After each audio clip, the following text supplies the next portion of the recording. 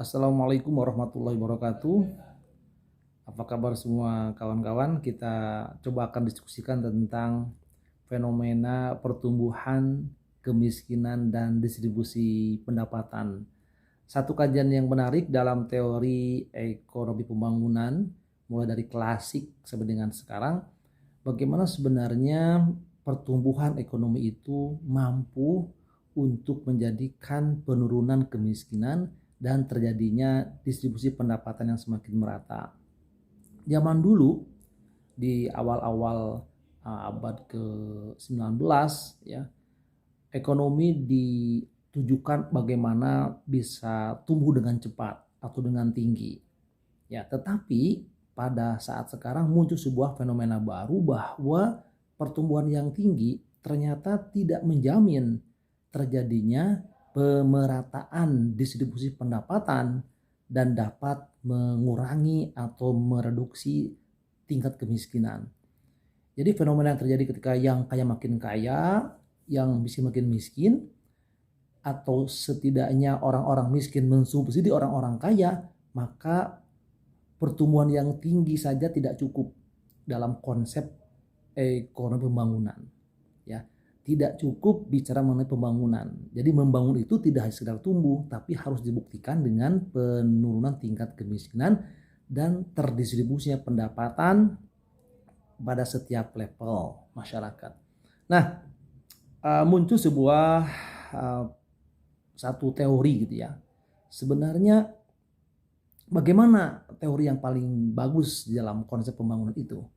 Jadi yang paling bagus di era 70-an sekarang ke sini, sekarang sudah mulai berubah bahwa yang dimaksud dengan pertumbuhan yang berkualitas adalah bagaimana?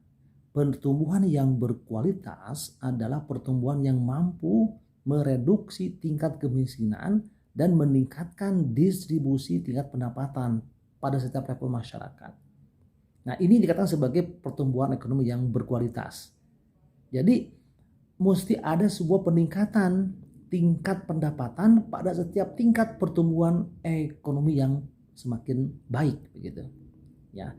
Jadi nanti kalau kita membahas tentang kajian ini, bentuk kurva Lorenz-nya itu ya sudah menunjukkan bahwa gambar itu semakin mendekati pada tingkat diagonal gitu ya, garis tengah.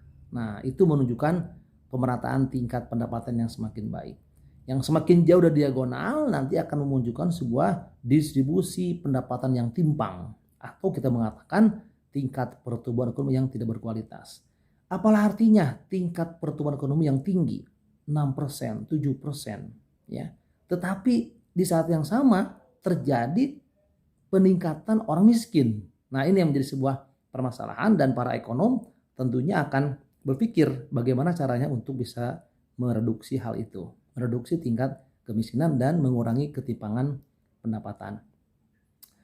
Nah, berikutnya yang kita akan kaji sebenarnya apa ya kiat-kiat pemerintah untuk melakukan sebuah reduksi kemiskinan sekaligus melakukan tingkat pemerataan pendapatan yang semakin merata ya.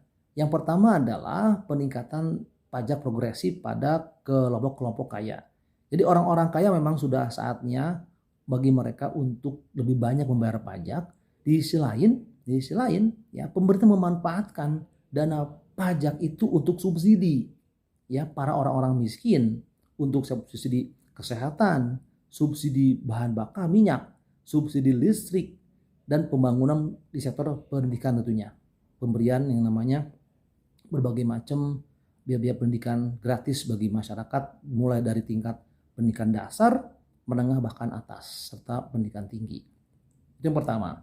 Yang kedua, dalam hal yang sangat darurat, pemerintah perlu juga untuk membuat sebuah kebijakan pemberian bantuan langsung tunai BLT ya. Cuman mungkin konsepnya akan agak berubah dengan pemberian langsung tapi dalam bentuk tidak tunai. Ya, pemberian barang-barang pokok yang akan langsung mereka terima. Ya, karena khawatir di dalam kondisi sekarang ada penyalahgunaan pemanfaatan BLT untuk masyarakat yang digunakan bukan untuk pemanfaatan kebutuhan pokok atau sembako. Jadi bagaimana caranya pemerintah memanfaatkan dana transfer kepada masyarakat dengan menggunakan skema non BLT, yaitu penggunaan dana dalam pemanfaatan bahan-bahan sembako secara langsung. Nah, ini saya pikir yang mesti kita pastikan bahwa sekali lagi ekonomi harus meretas ke bawah, bukan sebaliknya. Ya, orang-orang miskin dipaksa ya untuk mensubsidi orang-orang kaya, yang tentunya nanti akan semakin menambah tingkat kemiskinan di saat ekonomi tumbuh tinggi. Ini hal yang sangat ambigu ya. Tidak boleh terjadi seperti itu. Pembangunan yang berkualitas, sekali lagi, pertumbuhan tinggi, tapi ada reduksi tingkat kemiskinan dan semakin merata tingkat pendapatan. Demikian saja. Wassalamualaikum warahmatullahi wabarakatuh.